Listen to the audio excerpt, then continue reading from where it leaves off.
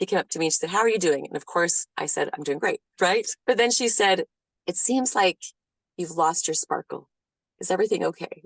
And that just broke me immediately. And I burst into tears and saw her as someone I could lean on for a minute there. But the way she asked, I love how she approached that. He just said, "I'm seeing this. I feel like maybe you're struggling. I see that maybe something hard is going on. Is there anything I can do?" And not even having to go into the details of what that is.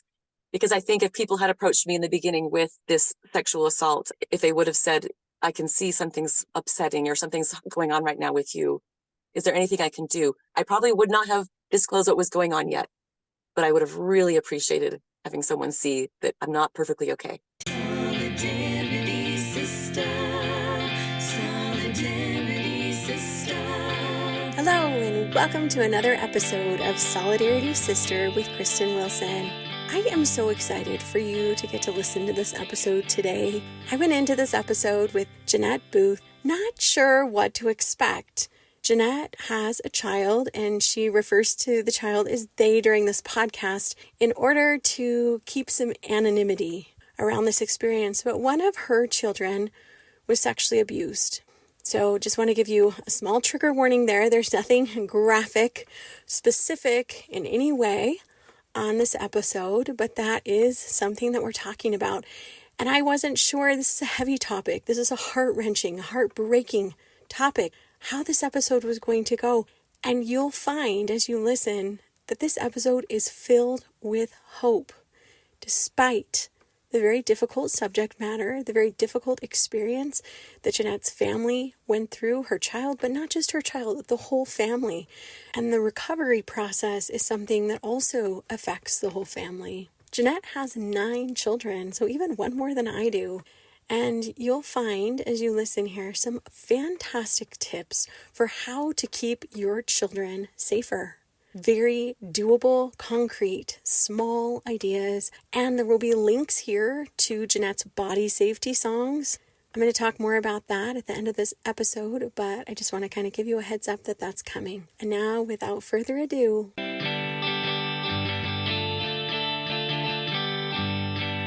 today, I have a fantastic guest. I'm really excited to get to talk to her. She has some great resources to help families. Her name is Jennette, and I just want to start with Jennette. How are you doing today? Like, for real? I love that you have to, it's kind of sad and wonderful that you have to add the word "for real" on the end of that question, isn't it? But I appreciate that. For real, I'm actually doing really great.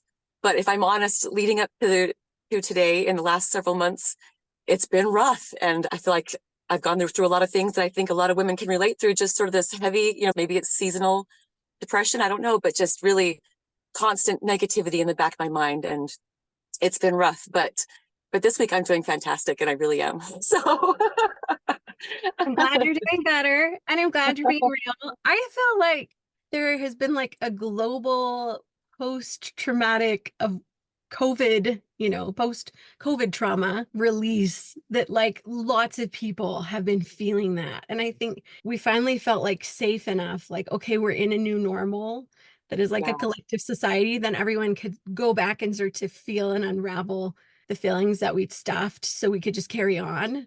it almost like once COVID kind of was really winding down, it was almost like I didn't talk about it at all. I didn't want to talk about masks. I didn't want to talk about any of those things. I just wanted to push it away.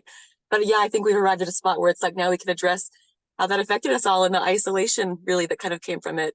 And there were good things that came from it too, but lots of isolation, I think, and a loss of connection with each other. So 100%, but we're coming out of that. yeah. So what are you listening to lately? Podcasts, music, what's in your ear?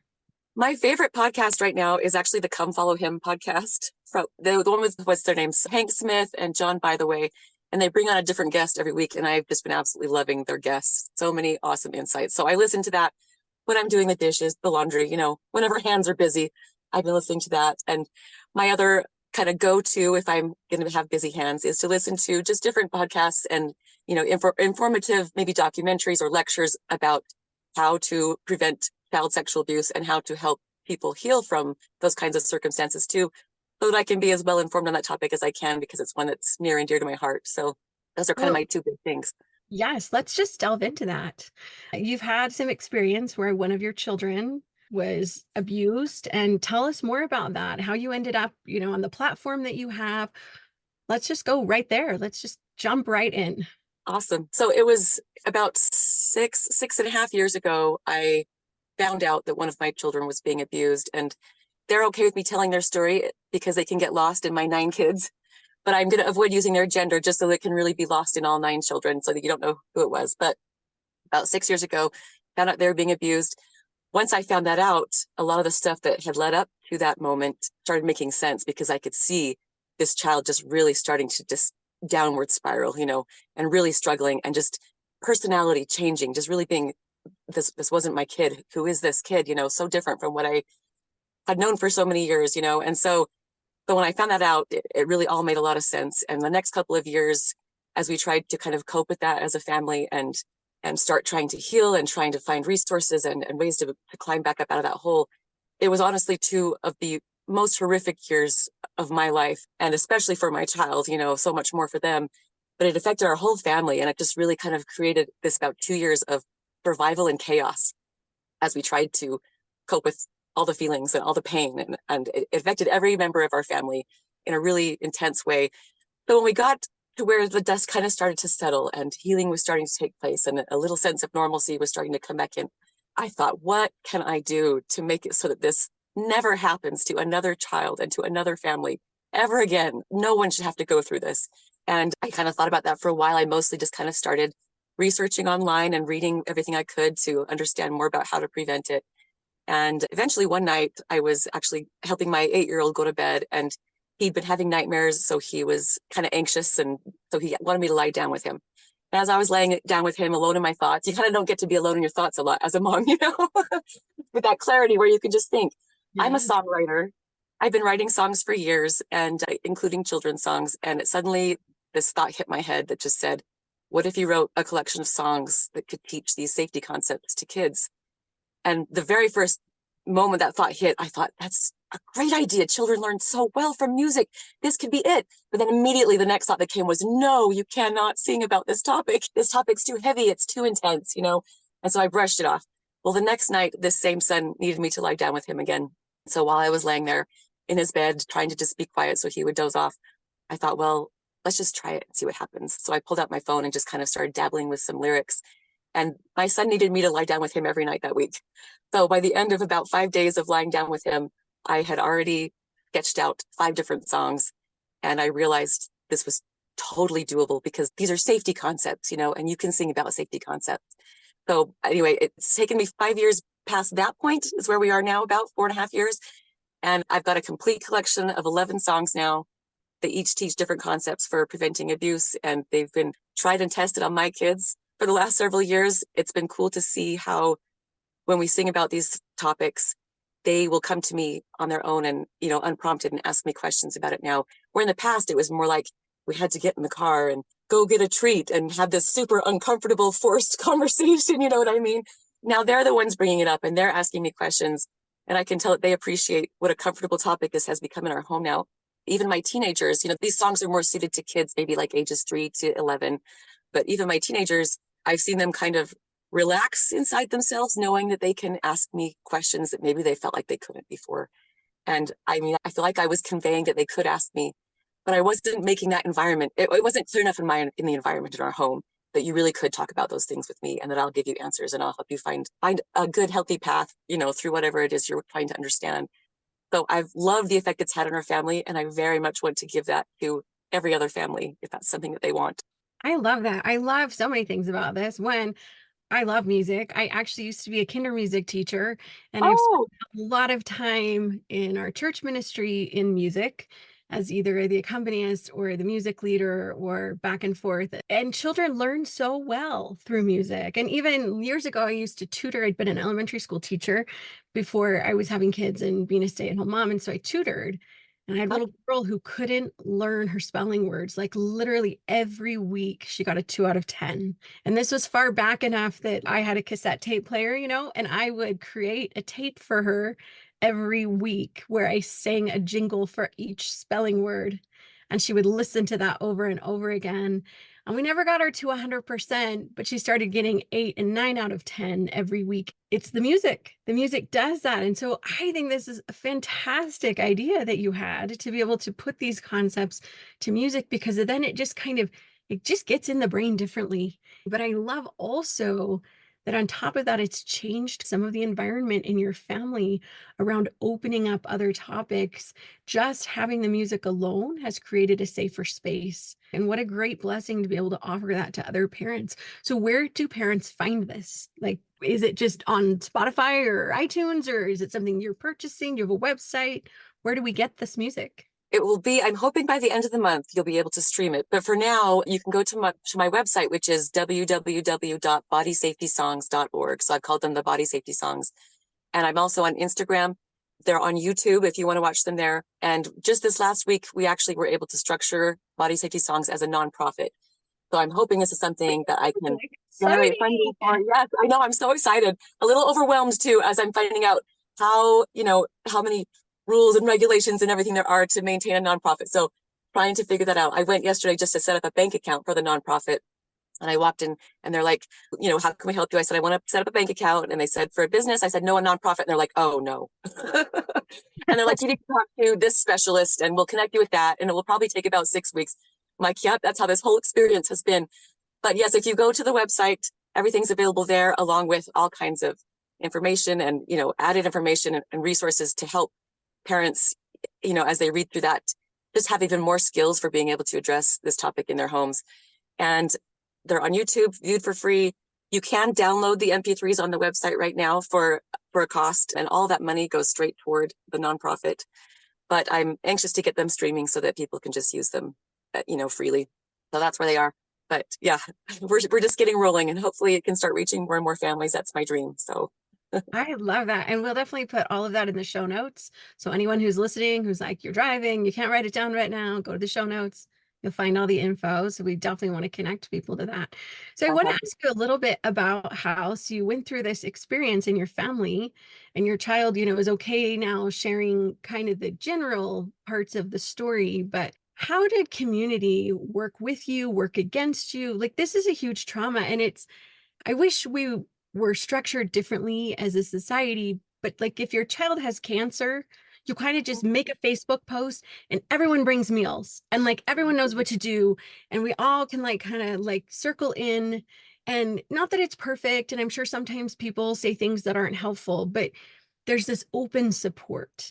But if your child has mental health issues or sexual abuse or these kinds of things, it can be a really lonely and isolating path, because it's this balance of keeping the privacy of your child, but you need support, your child needs support. How did community play a role in this experience in your family? You're right that in the beginning, it was very, very isolating, and I didn't feel like I had anyone I could talk to. And like you said, respecting my child's privacy was top priority, and that's essential when you're helping someone through this, is respecting their privacy and letting them control who knows their story. But it was terribly isolating. And I remember lying in bed at night, and I have friends here in my neighborhood, friends here in my church, group who I'm friends with. This didn't feel like this was something I could say to any of them, and again, respecting my child's privacy. And so the first long while of it was very isolating. And I remember lying in bed really wishing and just longing for someone to talk to and someone who would understand. And I did slowly, as we started getting treatment and outside help for my child, that's when I started to find community, because that's when I started to find other parents who had been through similar situations, or just talking to therapists who could understand, the nuances of how that affects someone. So you can talk openly about it without having to give a whole lot of background before they can finally understand where you're coming from. If you even just don't lose them in that whole process of giving all that background, it's a lot of listening. I learned so much. Though for myself, I feel like I can be a much better community member now because of what I understand from this, especially when we look at, I think when we think of like a young child being sexually abused, everyone's heart immediately is going to reach out to that. We all agree that's completely awful and very, very wrong. I worry about our teenagers, because I think when we see a teenager who has been, assaulted or abused in that way, we tend to see them as old enough to know better. Do you know what I mean? Like old enough to be accountable, I think, for it. But there's a whole process that goes into child abuse. And when we say child abuse, we do mean children ages 18 and younger. There's this whole process of grooming and manipulating and deceiving that goes into it. And, I don't know how good of a handle I had on life when I was 11 or 12 or 13, but I was still very much second guessing everything I thought and relying heavily on the adults in my life and the teachers in my life to tell me what's good, what's bad, what's true, what's real, And so I think that teenage group really struggles because we tend to label them as they're the problem, or that's a problem kid. And especially even if they were abused as a young child, but the symptoms of that PTSD and that trauma start to come out as a teenager, right? And so then we might see symptoms like substance abuse or promiscuity, or just, failing in school and all these things. And then we just kind of look at them and we think, oh, that's a bad kid, when really this is an injured child, and they don't need discipline. They don't need judgment. They need healing. They need love. They need support. And I think that's the group that especially struggles. And really that affects all of them because, again, those symptoms can onset, up to 10, 20 years after the event of the abuse. So I feel like as a community, in our churches and in our schools and in our neighborhoods, when we see those teenagers walk by, gosh, they just need love. They just need love so much. And so I see that now. When I see a struggling teenager, I don't see somebody who's a problem. I don't see somebody who is bad. I see someone who desperately needs me to show them how much I love them. And that's been a huge gift for me. I think that's fantastic. I know there's a book that is on my list that I haven't gotten to yet, but I will soon. Oprah co-wrote it with someone else, and they looked at children who had been abused. And the title of it is What Happened to You? And the premise is that the question isn't what's wrong with you. The question is what happened to you? And that just changes the whole dynamic. And when you look at a kid who's struggling or who seems to be a problem causer, Right. what led them to be that way? And I actually think the same goes for adults. The I do adults too. that are most out of control or most abrasive or struggling with substance abuse themselves or whatever issue, what happened to you that isn't healed yet? Right. And when we can show up with compassion for that person, that space, it changes everything. And it's empowering for that individual. I love one of the things that you said too about your child afterwards and being careful about who you talk to and having them have control over it. Because I think in these cases of sexual assault, there was control taken away. There was agency lost by the victim. And so whatever place that you can give them to have empowerment and control, that's Yeah. so wise to be able to do that. And that's a huge thing for their healing, is to be able to feel that sense of control come back into their lives again, since they had no control over what was happening to them. And I That's love that you absolutely. mentioned about, teenagers. And I have 8 kids. I don't have 9, I have 8. My older 5 range from 15 to 23. And then I have some younger ones that are 11 down to 5. But those kids, I mean, your brain isn't even fully formed until you're 20. They are doing the best they can. I mean, I look back at things I did as a teenager and I'm like, oh, I think I was really dealing with an underdeveloped brain. Like maybe that was not Oh, my no. best choice, but I thought it was a great choice because I really thought I knew everything during that phase of life and that my parents knew very little. Yeah. And if only were as wise as I was, but teenagers really, they are still children. They are. And that's one thing I love about them. I love, in my church group too, being able to interact with the youth, because when you walk into the room, they still react to you like a room full of kindergartners would. Oh, you're here. Yay. And they just are giddy and excited. They're anxious to connect. They're anxious to have like loving connections with one another. And their hearts are very, very tender still. So you can have that kind of warmth and tenderness with them. They're still soft, but because of that, they're also fragile. They can be hurt. But I love that. If I walk into a Relief Society room, obviously I have friends in there, but I don't necessarily have everybody squealing and grabbing me like you do when you walk into the room with the youth in it. So No, that is so true. And they are very vulnerable they because that are. is a developmental part of your life where you're really trying to figure out who you are and how you relate to others. And that feeling of belonging and being good enough and fitting in is so important. And so if you have someone that comes in as a predator, Right. is a trusted authority figure of some kind in your life, there's no blame for the teen there.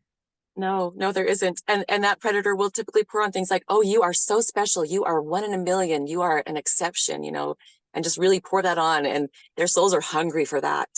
And so it is. And that's something we can be giving our youth too.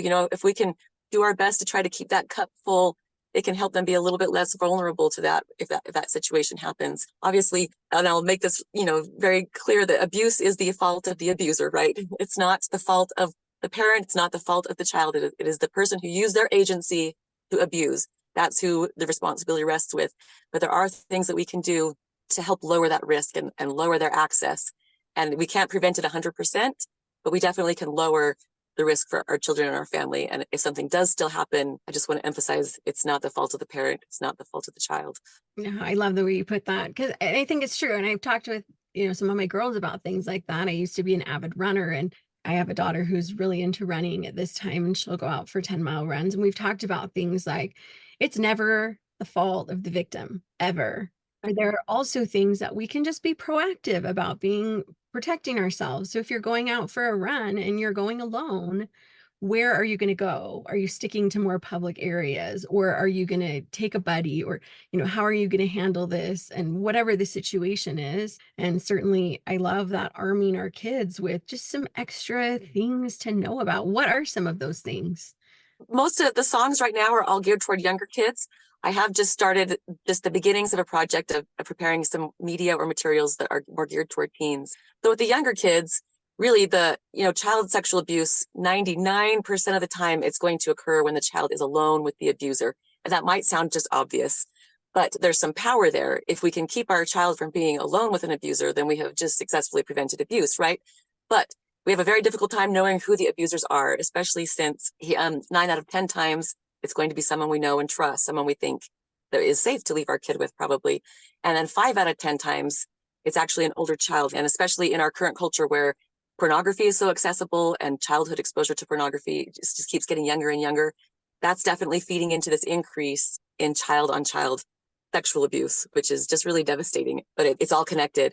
So if we have this goal of keeping our children alone from an abuser, but we don't know who the abusers are, and chances are it's somebody close to us, what we want to do kind of generally is just sort of create a rule of 3 in our family.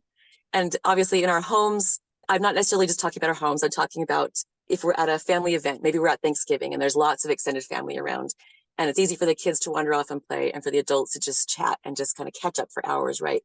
In that moment, do we know where the kids are? And do we need to know where they are every second? Not necessarily, but we need to be able to check in on them frequently and make that a priority, to just pop in on them and let them know. In our house, we have a couple of rules that kind of can prevent that isolation. One of them is no playing behind closed doors. Nobody plays behind closed doors. That's just our family rule. And when I drop my kids off at other people's houses, obviously I'm not there to supervise, so I don't know what's going on, but that there's an opportunity there for me. What I've been doing lately is I'll drop my kid off and say, we've been practicing these new safety rules at home. And so now I'm encouraging my kids to try these everywhere they go so they can practice getting really good at these safety rules. And one of them is no playing behind closed doors and no screens behind closed doors. So I've challenged them to follow that rule while they're at your house today too, and kind of just bring up these topics. You can, whatever feels natural to you. And in doing that, you're protecting your child and you're also informing other families of ways that they can keep kids safe. But really, the rule of 3 is probably the biggest one. And if you're sending a kid to a day camp, I would ask them, how do you enforce the rule of 3? Or if they're going to, the girls' camp or anywhere like that, what deliberate actions are taken to make sure that children aren't alone with an adult? And so there are 2 sides to this. I think if we can balance this in our minds, it helps us. One is anybody could be an abuser. And so we kind of need to put boundaries around our kids that make them a little bit less accessible to most people. But number 2 is most people are not abusers. And so on that side, I can, take peace in knowing I don't live in a world that's quite that horrible yet, maybe. So I can take comfort in knowing that for the most part, most people will not hurt my child. Most people, in fact, will probably help my child if they have a problem, right? But I'm going to put up boundaries as though that's not the case. So that's the basic premise, is avoiding normalizing being alone with adults is not safe, or being alone with an older child. And not just older, but if the child is more powerful, meaning social power, physical power, intellectual power, they're older, they're smarter, and that just gives them power over the younger child. And that imbalance of power is where the abuse can start to happen. I think that's fantastic. And I think about all of the times that I've taught my kids about the buddy rule, because that's Right. been a thing. Like, yeah, we used to live in Illinois, and Walgreens was within our neighborhood. It was like you didn't have to cross any major roads. It was right across from the Mhm. elementary school on the edge of the main road, and they could go to Walgreens if they took a buddy. But to Right. change that to a rule of three, and for two kids who are of an equal footing going to Walgreens, I think the buddy rule was enough. But Yeah. to be able to implement that rule of three just cuts out so much. I also had no idea that 5 out of 10 of the abuses, that half of them were an older child. I do know, I have friends who Mhm. have been in that position before. Yeah. And in one case, that woman's son is in jail, the older child, which is Oh, super heartbreaking. And devastating as a mother to, yes. yes, and what a tricky position to be put in. So tell me, how can we, as you know, that is not an experience that I have had, but I certainly have these friends that have, and I've tried to be a good listener when they've been brave enough and vulnerable enough to share those different stories with me. But what can we do as community members who've not experienced this? How can we do a better job of showing up for the families that are going through this? Because as you mentioned, it isn't just about the child and the parents, it's literally the whole family. How can we do a better job of supporting you so you're not feeling this isolation and this, feeling of like trying to navigate this road alone? Like, what can we do? The first thing you already said, listening, I think is tremendous because it is such a difficult thing. And as the family or individuals going through it too, you're still processing all of this. You're trying to sort it out. And it helps to sort it out if you are able to say it out loud to someone and kind of have a sounding board and be able to say it. But I think listening is tremendous. And then maybe even more so than with other topics, I think really, really trying to understand, really seeking to understand and being careful not to assume that you've arrived at that place yet where you do understand, because it is so nuanced and so complicated and messy. And it's a topic that is very, very often misunderstood. And survivors from this kind of abuse go through a lot of life experiences where they are just constantly misunderstood or misjudged in different ways, big and small. So I really think if we listen to someone who's going through a typical trial, then we should listen twice as much when we're helping someone who's going through something that is as nuanced as this, as complicated as this, to really make sure we understand. I also think it was interesting during those 2 years when we were really in chaos, the basic stuff would have helped. There were times when, well, like my child would have flashbacks. And so they'd be going through, just really these crisis moments. And this was actually one of the most heartbreaking parts because I feel like as I watched them having a flashback, I could see the abuse happening right there in front of my eyes. And I couldn't see the abuser standing there, but I could see my child reacting to the abuser, and it was really horrific. So I did all this research so that I could learn how to help pull my child out of a flashback, which I learned how to do. And so when I saw one starting, I could pull my child back out. But until that point, there were times when dinner didn't happen because we were spending the whole night just trying to crisis manage, or we were even maybe in the ER for several hours, wondering if we needed to do inpatient treatment or if we were good to go home that day. And so there was times I remember I had bought some meat that we were going to cook, and it was on the counter, but the whole rest of the evening and the next day was chaos, was trauma management again. And by the time I remembered the meat, it had been sitting on the counter for 24 hours and had gone bad. And so it's honestly the classic bringing a meal here and there would just be or even a freezer meal so it could be pulled out at the last minute, would honestly bring a lot of relief to a family that's recovering from something like this. And words of support. I remember this was for a different event. We had a late term pregnancy loss at one point, and some friends of mine, they brought a dinner, but they covered it with one of those plastic lids, and they wrote all over it. They wrote, "We love you. You are amazing. We're cheering for you," and they just wrote all these messages all over the top of it. And it brought that gift of a meal up to a whole other level where we were just able to read all these sweet messages from them and really feel their love.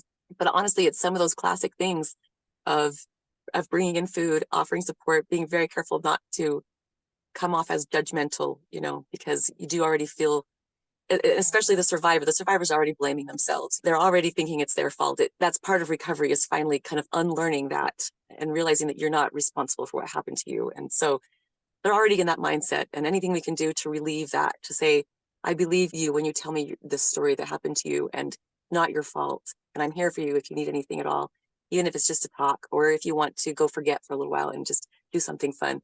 Any of those things are wonderful. Oh, thank you. I mean, I love this idea of also writing on the meal. Like, I think about the number of meals I've taken to people. The one thing I'm always really careful about is that everything's disposable, and I take paper Yeah. plates and plastic utensils too. So like, it's a no dishwashing meal kind of a thing. But adding in that extra layer of those encouraging messages, I think sometimes we don't know what to do, right? And especially something Oh, like this, where because once the word probably starts to get out a little bit, humans like to tell stories. we do. Somebody Hmm. hears about it, but maybe they didn't hear about it from you. So then they're like, well, I probably shouldn't say anything because then I'm gossiping or whatever. But maybe the best thing would be to go to the source and say, I heard that you've had something traumatic in your family. Can I bring a meal on Thursday? That's perfect. Yep. Like nothing Yep. more. Like I'm not asking for details. I'm not asking you to, whatever, give me the whole shebang of how it went down. But like, Right. how can I just show up? And I'm here if you ever want to talk, but I'm not prying. Right. I think that's perfect. That's exactly the thing. And it's true. And that this particular topic is very good fodder for gossip, and one thing that I guess disappointed me a little bit was to notice how quickly some of the adult women in the community were to believe the gossip that they heard from their teenage children. And so I kind of think when my kids come home now, and if they're complaining about someone at school, I'm going to listen and I'm going to hear it, but I'm going to, if it's something that they're having yucky feelings over, I'm going to help them kind of process that a little bit, but I'm also going to give that other child some grace, obviously, and definitely not spread that to somebody else. That's something that just doesn't need to be spread. Teenagers do not need negative things being said about them, especially among the adults. It just is, again, they're so vulnerable and it's very crushing to them. So that's one thing I think, like you just said, we don't want to be gossiping about this or sharing it, but definitely asking. I love this one. This is sort of a sidetrack, but after we had our sixth baby, I totally crashed down into a severe postpartum depression. And I'd had a little bit of baby blues with each one, but it was manageable. But with this one, I think I really was just physically and emotionally very fatigued after, having so many pregnancies in a row. And I really just crashed, but I didn't recognize it as postpartum depression because I just thought life is hard and I'm plugging on, here we go, I'm plugging on. But my sister-in-law, she saw me at a family gathering and she came up to me, and I'm bringing this up because of how well she approached this. She came up to me and she said, how are you doing? And of course I said, I'm doing great, right? But then she said, it seems like you've lost your sparkle. Is everything okay? And that just broke me immediately. And I burst into tears and saw her as someone I could lean on for a minute there. But the way she asked, I love how she approached that. He just said, I'm seeing this. I feel like maybe you're struggling. I see that maybe something hard is going on. Is there anything I can do? And not even having to go into the details of what that is. Because I think if people had approached me in the beginning with this sexual assault, if they would have said, I can see something's upsetting or something's going on right now with you. Is there anything I can do? I probably would not have told them yet what was going on, but I would have really appreciated someone noticing that we're struggling and offering, like you said, I bring a meal. Do you want to go get a drink or just anything like that? I probably would not have disclosed what was going on yet, but I would have really appreciated having someone see that I'm not perfectly okay. Yeah, Oh, and I love that principle of the way your sister-in-law approached that. I think we can think that when we hear about teenager or child behavior, it seems right. out of control rather than saying, did you hear what so-and-so did? And they got caught doing what, like, no, but to say, I wonder what's going on in so-and-so's life, or if we hear gossip from our own teenagers, I wonder what's going on behind the scenes Right. that's Mm-hmm. causing this kind of behavior. And if we want to reach out to the family directly to even say, I noticed so and so child seems to be going through it. How can Right. I help? That's Not like, what's wrong with them? And I see that right. they're causing problems and they're the one that did this. And, Right. like, Well, if you make those but choices, then yes, and the shame and the judgment. And like, one yeah, thing I tell my kids, all my older kids, I don't think I've really run this by my younger ones yet, but I have said, if you can make it through these teenage years without being a felon and without getting on the sex offender registry, like everything else is figure outable. Like that's every other perfect. mistake and thing. And it's not that you can't move on in life. If those two things have been part of your life, it doesn't mean that you are powerless, but it's going to be way harder. Those Yeah, consequences are going to, being a felon stays with you for a really long time, and being on the sex offender registry, that's really going to affect your life. If you can avoid, and they're always like, Mom, I would never do that. Like I would, and I'm like, oh, well, then I guess we're good. Anything else you do as a teenager, like you're going to be 40 years old and nobody cares. I was a really type A and got awards and top grades and all these. You know what? Nobody cares. I'm 45. Nobody cares what I did in high school. They don't care if No, I was a leader or not. Like nobody cares whether it's like the really amazing things you did or whether it's the worst parts of the things that you did. Like fast forward a little bit and nobody cares. They care what comes next and they care right. about, how you move forward from that. I have one child who really went through it as a freshman in high school and wasn't making the best choices or having the best friends or grades. Brilliant child, not great grades, really pulled around and really went, okay, I'm not going to show up like that. I do want to go to college. And those first semester grades, they're like really poor. I'm like, by the time you apply to college, it's going to be okay because it's going to look like the outlier. And you can say, I was really going through it freshman year, but look at where I am now. They're going to care way more about where you are as a junior, senior. You can always move forward and people can see that growth. Like it's going to be okay. This is all figure outable. Like we're good. Because I think our teenagers so often feel so much pressure. Like Yeah. I felt like, which college you're going to go to, what are you going to major in? Do I know what my career is for my whole life? But like I also want to have kids and how I'm going to manage that, all of these things and you really only have to have the next step. That's And right. and if you've been through a lot of trauma, the next step is just getting to safety It is. and then some healing. And then you can get to thriving, but it's going to take some time. And It is. just getting to safety is that all you have to worry about. And in your family, that's all you were doing. And it means Right. the meat stays on the counter. I think that's another thing that we can do is give ourselves grace when we go through these traumatic situations and to say, like, that was a waste of money, it was a waste of meat. But under the circumstances, I literally did the best that I could, and this is where we're at. Yeah. And that's okay. You're doing a good enough job. It's okay. And being able to show that because I think sometimes we beat ourselves up. Yes. I love the phrase that you just said. I'm doing good enough. I think we have to, especially as moms, there's a lot of ways we can measure ourselves, right? Almost infinite. I feel like there's always something that we could have done and didn't, or 10 more things that we might have tried and we didn't, and because we're human and we're not infinite, we're finite, and we're our own wonderful, unique self. We have something special that we bring to motherhood or to sisterhood that is unique, completely unique. In all the world, it's unique. And how wonderful is that? And so we don't need to be everyone. We just need to be us. And that's good enough. I've spent a lot of time over the last several years beating myself up for the kind of mother I have been. I'm honestly just been in the last year, maybe, or several months even, that I've really given myself permission to just be a good enough mom, and not a perfect mom. It's almost like anything less than perfect is failure, but good enough is awesome, good enough is It is. excellent. It is. And I think like I remember being a teenager and pointing out to my mom like these different women in our community and being like, I want to be like her because she goes out and she plays sports with her kids. And I want to be like her because Mm, she like teaches her kids to bake. And I want to be like her because she does this. And my mom said, just so you know, you can't be all of those people. right. You got to recognize like where are your strengths. Like I am not the mom who has the most organized home. I struggle with executive dysfunction. There's too much stuff. I don't know how to get rid of it. It's not my best strength. There are other ways as a mom that I really excel. I'm not a robot and I don't have all of the features, but I can Right. excel with the features I have and trust that for me, coming from a Christian perspective, which we share that God chose these children for me because I had enough of what they needed. And so maybe I'm not doing it perfect, but overall, I have the combination that would give them enough for them to be able to move forward and find success, even if they flounder along the way, because so do I, because so do all of us. That's the human experience.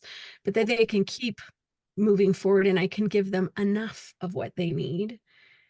And it's not going to be perfect, but like perfect really leads to procrastination. It really leads to not, taking the action we need because if we can't do it just right, there's these old sayings of things like if you can't do it right, it's not worth doing. But like, you know Mhm. what actually 70% is more than 0% right. Maybe we can't do 100% because maybe we can't do the dinner just right that night. And maybe our kids could eat some cereal and then they're still getting some food. And maybe that's the 70% that night, whatever. The meat stayed on the counter, but everybody got something. They made a Yes. sandwich. Right. Nobody was going to die if they didn't get to have a certain kind of meal. They just need some food sometimes. And yes, if we can make healthier meals, then our bodies feel better. There are good things there. But sometimes we just have to get some calories and then move forward. And having that perspective for ourselves and for others. And I think sometimes it's harder for us when we look at other people who have different strengths than we do Yeah. to say, well, they're not doing that. Like, I can do it, so why can't they? But they're doing something else that you're not.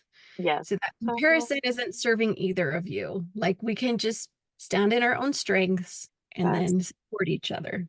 Yes. I tell my kids all the time too, if they'll say, oh, I wish I had such and such like so-and-so has, and I'll say, well, if you're going to envy the good thing they have, you can't just take someone's good thing. If you're going to envy the good thing, you need to envy the entire experience.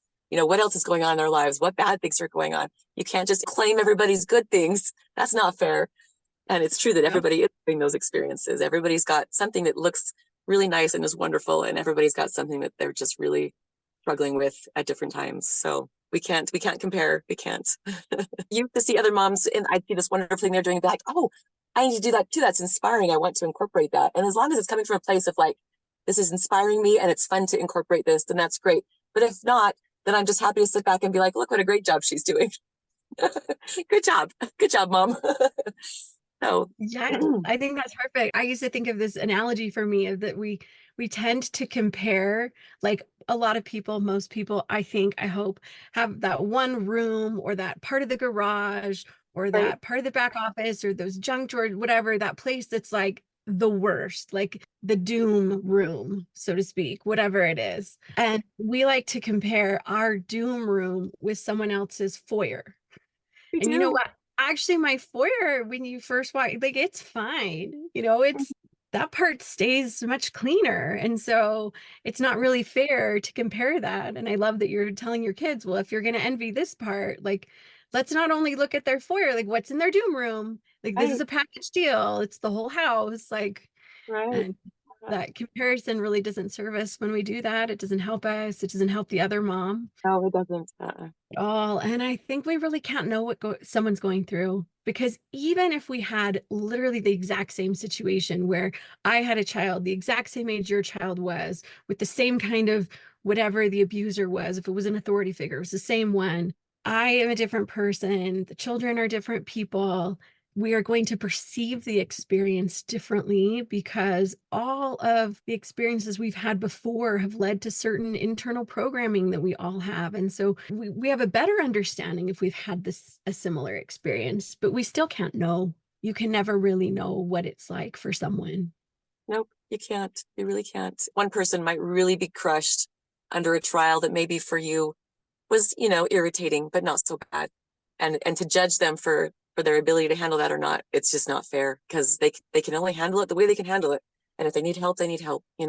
So we really can't compare that or judge that. Just show up. I think that's so true. Now, what were there things that people in your community did for you at this time as the news started to get out? So it's more been since I released these songs that have started really talking about it. And in a way, we've experienced a lot of healing by this point, but we're not done, because that's not how it works.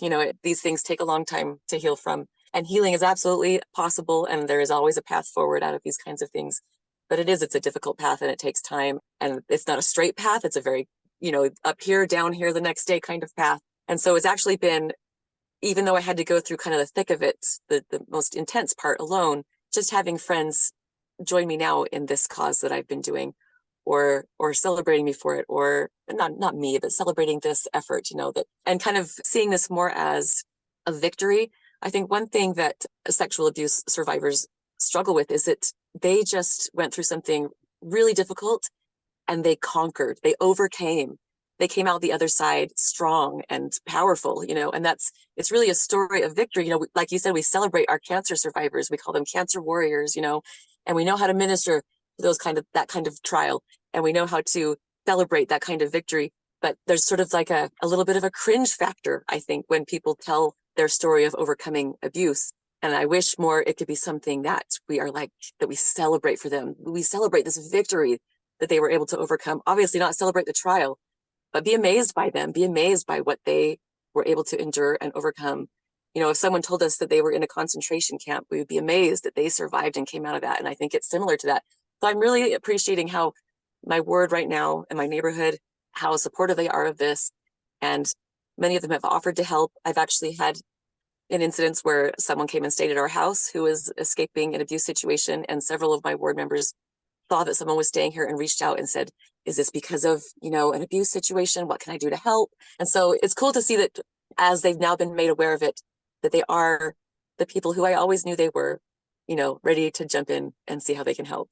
And that's beautiful to see. So yeah, I've appreciated that. And how do you think, now that you're where you are, do you think that there are lessons you have that you could, if you were to go back, I mean, obviously we can't go back and change that, but if you had an experience that was to this level, that you would be able to tell people sooner, even if you didn't tell them the details? Because I look back over the last couple of years where our family was like really just brought to our knees, and it was a lot of difficulties. And I didn't reach out. Like, I totally isolated, and I wish I would have. And some of the things were things that did go on with my children that I would not want to publicly share. But I wish I would have reached out and said, you know, our family's really struggling right now. We could appreciate your prayers, for example, or given them an opportunity. If someone was facing this trial right now, they're listening to this podcast, it's still fresh and new. How do you think they could safely reach out? I think that we do have people in our lives who have earned some trust from us, and they've shown up for us before. And in those moments where you're really vulnerable, you're afraid, you know, I think maybe we should stop for a minute and give credit to those people who have earned our trust in the past and give them a chance to see if they can help us now as well. And I realize that's a big leap of faith, but they've shown us in the past. There are people, hopefully anyone listening has had someone who has shown up when things were hard and has given a little bit of evidence to show that they're the kind of person who will be there for you when you need it. I remember a few years ago, I was coming home. I was in the house, and suddenly my neighbor came charging in the door, and she had the most sober, serious look on her face. And she said, "What do you need? Are you okay?" And I looked at her like, "What's going on?" And she said, I guess she was driving up the street and she thought she saw a hearse pull out of my driveway. And so she thought one of my kids had, and so, but instead of driving home and telling her husband or calling the Relief Society president or telling the neighbor, he stopped her car right in front of my house, came right inside and said, "I'm here. What do you need?" You know, I thought that was incredible. And so she earned that trust. I know if I reach out to that friend that she's going to be there for me no matter what. And so it may be in those moments when we're just so vulnerable and all we feel is this desire to curl up in the tightest, most closed ball and just kind of lick our wounds. Do you know what I mean? Maybe in that moment to exercise, I don't know, grab those evidences of trust that you've gotten and maybe reach out to someone and just give them a chance. Give them a chance. One quick side story. When we did have that late pregnancy loss, it was at 20 weeks pregnant. And so I had posted on Facebook that day, we're going to the hospital to find out the gender, you know, super exciting day. And so it's all up there on Facebook. And this was our 8th child. And we have a pattern in our family. It goes girl, boy, girl, boy, girl, boy, all the way through the entire family. So of course, when we're going to find out the gender, it actually is a point of interest for a lot of people. Is the pattern going to continue or not, right? So this Facebook post, of course, drew a lot of interest. When we got to the hospital, we found out there was no heartbeat and that our baby had passed. And I didn't go back to Facebook. I went into myself, right? And after a few hours had gone by, of course, people came back to see if it finished the pattern or not. And so some comments started to come like, "Hey, everything okay?" And once I noticed that had happened, I immediately deleted the post because I was like, no, I'm curling into a ball now. And this is where I'm going to stay because I'm hurt and I want everyone to leave me alone. What I thought was, unfortunately, I had made it public. And I was really regretting that. I was wishing I hadn't posted it. But because I had, the next morning, I felt an obligation to do a second post and just give people a quick update what was going on. We've lost the baby, blah, blah, blah. And then just disappear. That was my plan. But as soon as I did that, all the meals started to come. Teddy bears started to come to my porch, cards, flowers, balloons, a magical wishing cake for my children. They said, if you take a bite of this, you make wishes and your wishes might come true. But it was this fun, exciting thing for my kids to do. And just this flow of love and care came in. And my knee-jerk reaction to that was, no, I don't want this. But as it started to flow in, it was so comforting and so soothing. And I realized that we can be each other's anesthesia. In that moment, I would not have reached out for help. I accidentally trapped myself into making it public and receiving that help. But from that experience, I realized how valuable that help was. Even though my soul was saying, no, leave me alone. I was wrong. I was wrong. That help is what gave me relief. And having people know, having community gather around me during that vulnerable moment is what actually gave me so much relief and so much healing so quickly. So I'm glad that happened. And so maybe I would encourage anyone who is in a spot like I was in to think of a couple people who have shown that they've been there for you before and maybe give them a chance. Maybe just say, hey, like you said, you could still be vague. Hey, I'm really struggling and I don't really want to talk about it right now, but I appreciate your friendship. And I just wanted to be able to tell somebody, maybe even just that much. And that could start opening some doors. I mean, that's really the impetus for this podcast, was me realizing that I have a problem. I'm not good at reaching out. And sometimes it's because I don't know how to help someone else. Right. But more often it's actually, I don't know how to reach out myself and allow that service. And so I'm like, I can't be the only one who struggles with this. You're not. Yeah, There's definitely. gotta be more of us. And so let's have the conversations that will help us. And especially like when you hear something in your neighborhood of someone going through something really difficult, like your family, sometimes you don't know what to say or what to do. And the more I'm finding universally, the more people I talk to about all different life experiences, it's that just showing up with love and compassion without judgment. Right. That openness, that willingness to just not judge the other person's experience at all, but just to be an observer and a witness. Because I think sometimes that's what we need. We just need someone to witness that your baby's life mattered. Yes. Even though it was cut short. You just need a witness that life mattered, that it was a real life, there was real grief. And there was real love. Yep. And a real loss. Absolutely. And you're grieving the future that you thought you were going to have. Right. And I love that magical wishing cake. Yes. I mean, that's genius. Seriously, that's another one that I mental note, okay, this is something to give when children are sad, give them a magical wishing cake. And it was cute because it said, no, it doesn't mean that, you'll suddenly get to go to Disneyland or this will happen. But every time you take a bite and make a wish, it will bring you closer to your wishes. So it didn't make some big expectation that they might be disappointed by, but it made them excited to eat the cake and make wishes. And what a fun thing to have happening in our house where mom was so sad, That's absolutely brilliant. I'm going to save that one away for sure. So, is there anything else that you would want to offer as a resource to parents who are experiencing what you've been through? Here in Utah, we have several resources, actually. I don't know if you've heard of the company called Sapria. They're a nonprofit also. And they focus, one part on prevention education, but most of their organization is focused on the healing side. And so if a family is going through something like this, reaching out to Sapria would be fantastic because they do have a lot of resources and are very trauma informed and can know how to just very gently help move you through that healing process. If this is something that a parent has just found out and they're kind of reeling in the shock of it and not sure where to turn or what to do, here in Utah, you want to report it. If it's your own child, you can report it to the police, which is kind of I feel like is more of the clunky way to go, just because they handle so many different kinds of crimes. They aren't necessarily set up to, in that moment, be that really soft place that you kind of need to land, But my favorite resource in Utah is the Children's Justice Centers. They connect everything you need in one place. So they connect you with therapeutic care. They connect you with legal care. They connect you with evidence care. They interview the child in a really skilled, specific kind of way that's not re-traumatizing for the child, so that they can collect all the data that they need in order to create a court case. And they film it so the child never has to say a word about it again in any type of high pressure situation. They don't have to testify in court. They don't have to do any of those things. So they're just fantastic. Amazing, amazing resource. I want to add that 5 out of 10 times it's an older child, right? And it doesn't necessarily mean an older sibling. It could be a neighbor or a cousin. But I want to offer some comfort to parents who, if you do find out that it's an older sibling abusing a younger sibling, and these are both children still, the older sibling's not an adult, they're both still children.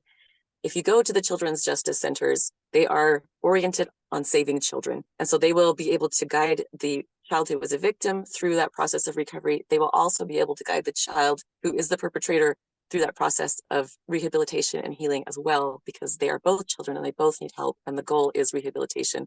So I know in that moment, as a mom, I think you would just panic thinking, I need to make sure no one knows about this, because what about my older child? Is this going to ruin their life? Are they going to be in jail? Like you said, are they going to be a felon? All the bad things now that we are much harder to climb out of.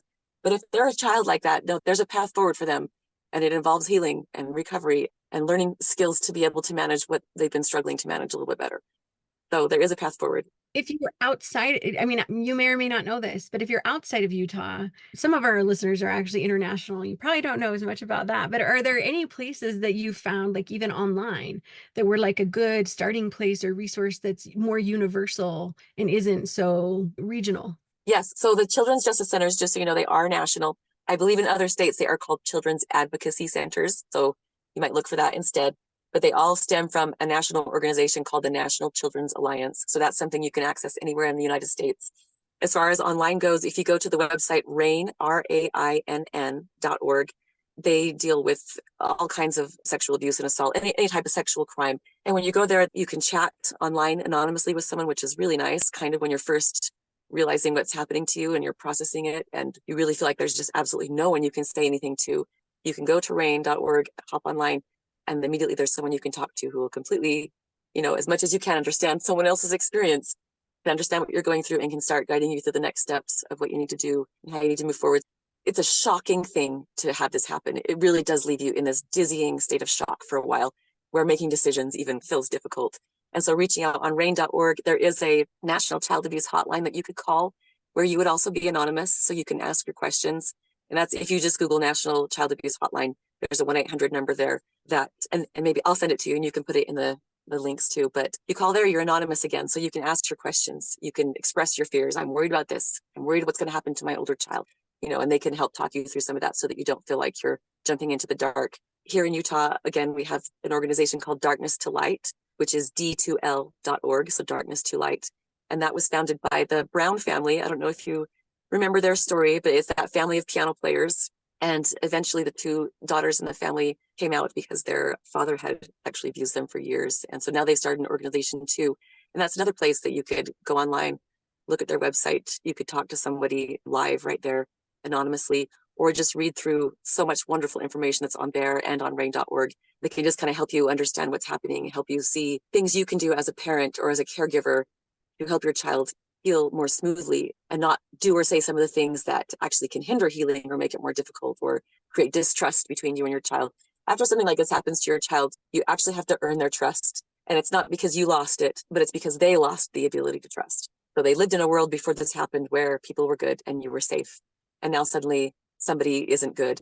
And now you don't know who's good and who isn't. And so they just lose that ability to trust. So as a parent, you kind of have to put in a lot of extra effort to re-earn your child's trust. And that can feel awful because you don't feel like you did anything to lose it. But there's lots of information on there for what you can do to make those deposits that slowly get your child to feel safe around you again. I hadn't even really considered that, but I love that you brought that up. And I love the way you worded it. They have lost the ability to trust. It isn't that you've lost their trust because you did something wrong, but they have lost the ability to trust.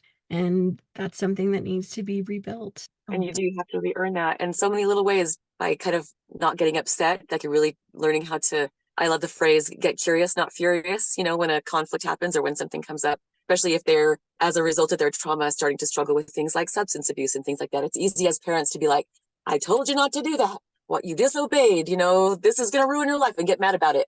When really they're not doing it out of a place of rebellion. They're doing it out of a place of trying to find anything that will make them feel better, that will ease the pain, And so that's an opportunity to get curious, not furious, and to help them work through those kinds of things. And that helps build trust. Showing up on time if you're going to pick them up suddenly becomes so important. Be on time, because that every time you are, they feel safer. They feel safer. You're going to be there when they need you, And so all those little ways that you can establish trust that honestly are probably great in working with any teenagers, as they're trying to figure out who they are and figure out if they're loved and who loves them. Those little deposits definitely help them to feel that. Oh, I love that. And I love that. To get curious, when I first had a teenager, I made a Facebook post and I was like, my daughter's 13. I have entered the unknown. I was an elementary school teacher. When I had a bunch of little kids, I was like in the prime of motherhood. And I got to the teenager phase and I was like, I know nothing. Give me your best advice. And someone pointed me to a book called Yes, Your Teen is Crazy that I still swear by. It's one of the best parenting books I've ever read because it just teaches you all about their development.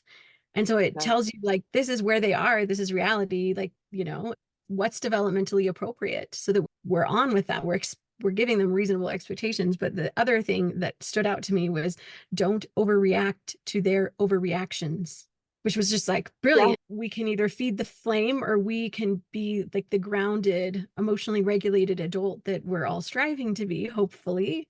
Yeah. It diffuses things. But I love that adding that get curious flips the way that we approach them. It does.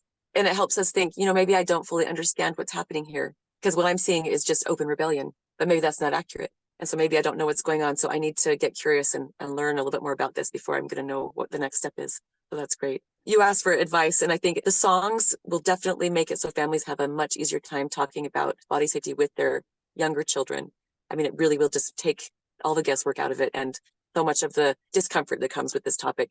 With teenagers too, it's so important to talk with them about everything. I love that you're talking with your kids about being a felon or a sex offender. I mean, instead of just assuming, oh, they wouldn't do that and then never bringing it up, because, and it sounds like they're like, Mom, I would never do that. But that makes it so that no topic is off limits. And our teenagers really need to know that no topic is off limits and that we're not going to react to uncomfortable topics by, like you said, getting upset or shutting them down or pushing them away or saying that's not appropriate. Because especially in this day and age where we've got the internet, if they can't get answers from us, they can go get them, they'll still go get them. If that's a question they have and they're looking for an answer and we don't give it, they're going to go find it somewhere else and it's going to be tainted with things that maybe we didn't want it to be tainted with. So I really think as soon as we can, if we can start getting comfortable with talking about things like pornography and dating and healthy relationships and toxic relationships. How does a dating relationship, how should that person be treating you? How should you be treating them? What are some signs of an abusive relationship?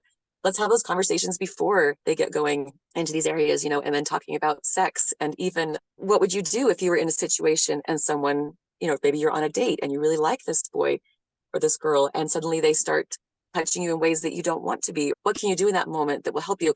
And maybe frame it not so much in a way of make sure you choose the right or you follow the rules, but instead like this is a difficult situation and you're going to be feeling lots of different feelings in that moment. And let's talk about that. What can we do in that moment? What's going to be the priority? What can you say? What do you want to have happen? And be honest about it. And then of course, along with that, teach them your values, but really give them room to explore those situations before they happen in their minds with you as their guide, But take advantage of that. Don't just think, I think we're making it through. They're gliding. We're almost 18. I don't think anything's happened yet. I bet something has. And you wouldn't know when it does. So I think it's all excellent advice. So helpful. And I feel like I'm much better at a lot of those things now than I was. And I just feel for my oldest daughter, like she was so loved. She still is so loved. I'm a better mom now than I was before. And I wish I could have given her some things differently that my younger kids are getting. yes, I just didn't have yet to give. I have a really good relationship with her now. She's 23. So I feel like I have a good relationship with her and I feel connected to her, but there are definitely things we would look back and change. But I think as we know better, we do better. And that's it's just really true. what life is. And we need to do better as we learn it. But I feel that same pain. I think it's an interesting experience maybe that you have when you have a large family is that I get to still raise my 5-year-old. She's just at the beginning still.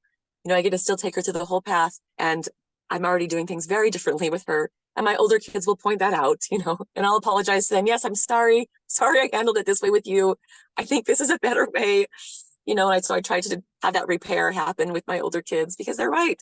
I didn't handle it as well. I learned, I got better, but that connection with them is there. And I feel like that's kind of a good way to evaluate that is that we do still have a connection. But isn't it just hard, I feel like, to wrestle with that guilt? It is. And I think it's important, though, to recognize it and to be able to say to them, like, I didn't know better, and I hope you can give me grace for that.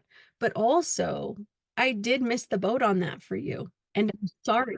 I did do the best I could, but at the same time, I didn't get this right. And I'm really sorry that I didn't.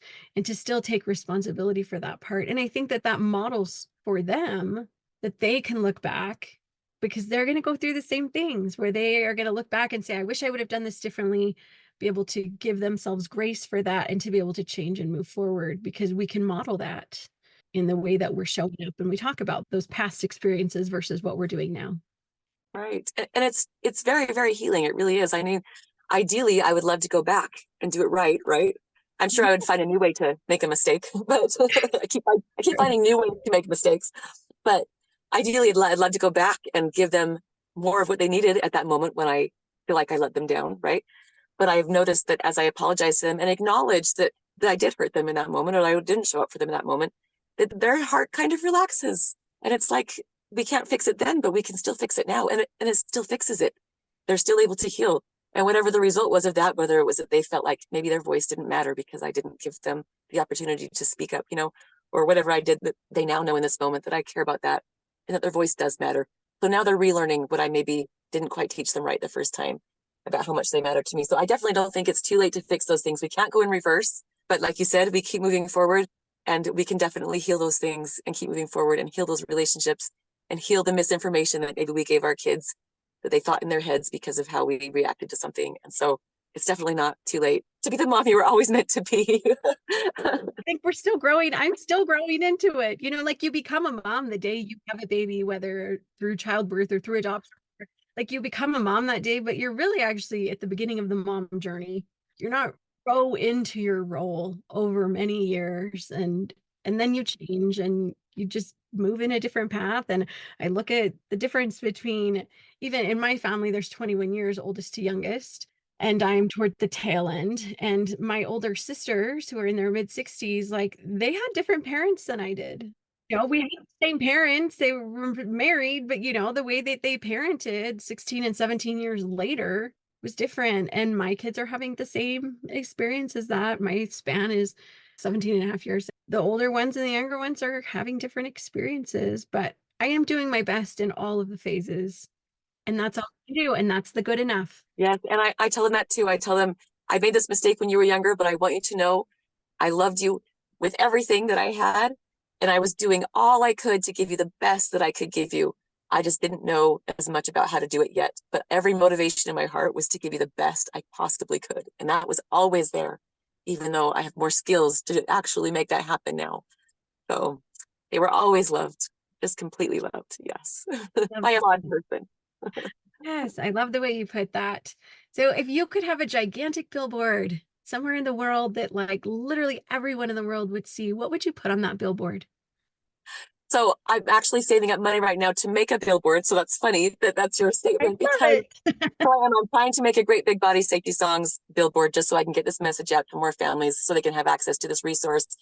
And that's the literal billboard that I'm literally working on. But because of what you just, our conversation just now, I think if I were to put a billboard up, I mean, maybe there are several now, but maybe this month's billboard would be, you will never meet a child, and that includes teenagers. You'll never meet a child who doesn't need your love. You will never meet a child who doesn't need your love. Any child passing by you anywhere, that's a moment to just sprinkle a drop of love on somebody. And it's easy to do, just a little smile, a little hi, a little compliment. But you'll never, ever walk past or talk to a child who doesn't have a little spot inside them that wants to be filled with love. And I think we can all do that for each other and for each other's children and for all the kids. I teach school also only once a week. And so I get to interact with those kids, and I value and take advantage of that moment when they come through my classroom. I teach all 6th grades because I teach music. So they just kind of come through. But that 40 minutes that I have with each group, I want them to leave that class thinking Mrs. Booth loves me.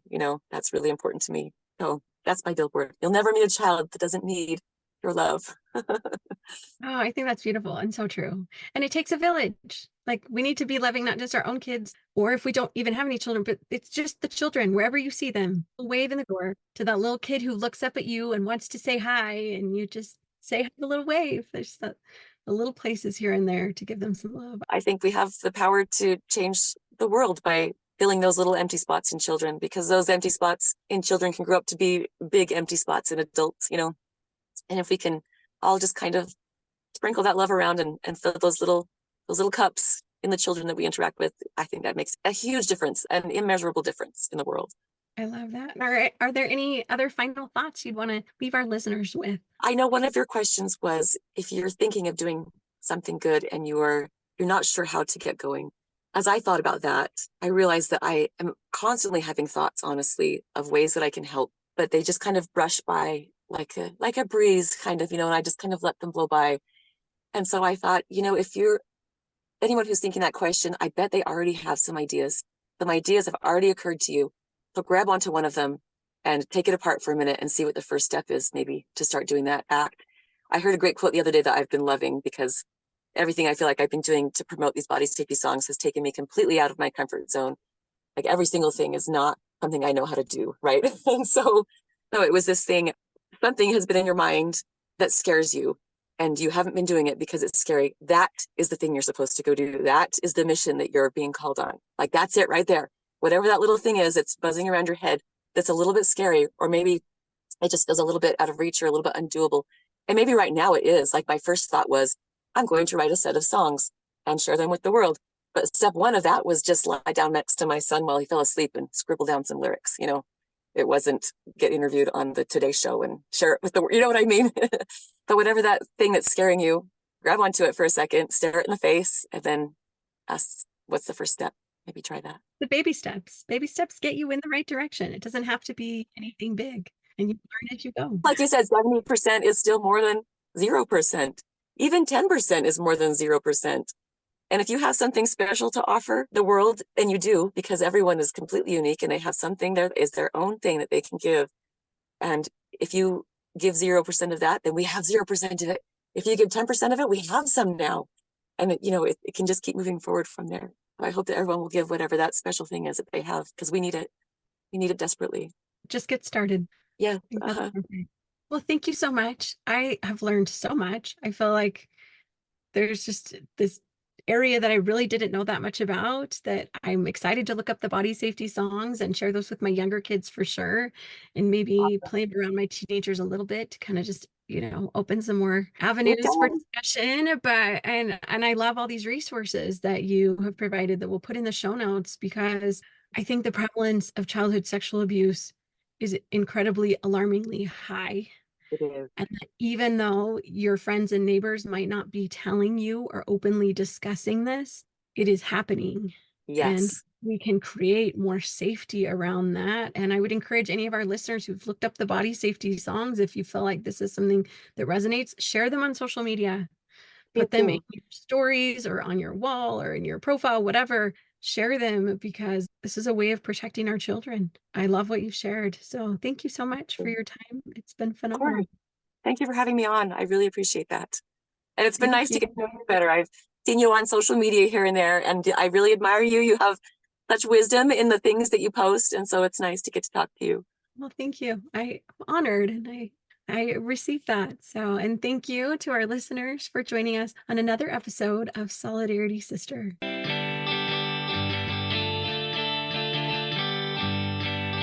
Thank you so much for tuning into this episode and making it to the very end. I think you'll see that there was a lot of hope, a lot of goodness here, a lot to feel uplifted about and empowered about. Please, please check out Jennette's body safety songs. And a lot of times, I will come to this end of this episode, I'll remind you of things that I'm doing with the podcast and, asking you to share that or like that or whatever. Today, your challenge is to go listen to the body safety songs and share those. These have the power to save children from heart-wrenching experiences that will stay with them for years, that require deep healing. There's so much value here. So even if you don't have children, surely you have friends on social media that have children. Share these songs. Get the word out. Let's better equip parents to prepare their children to be in a place where they are less likely to be a victim.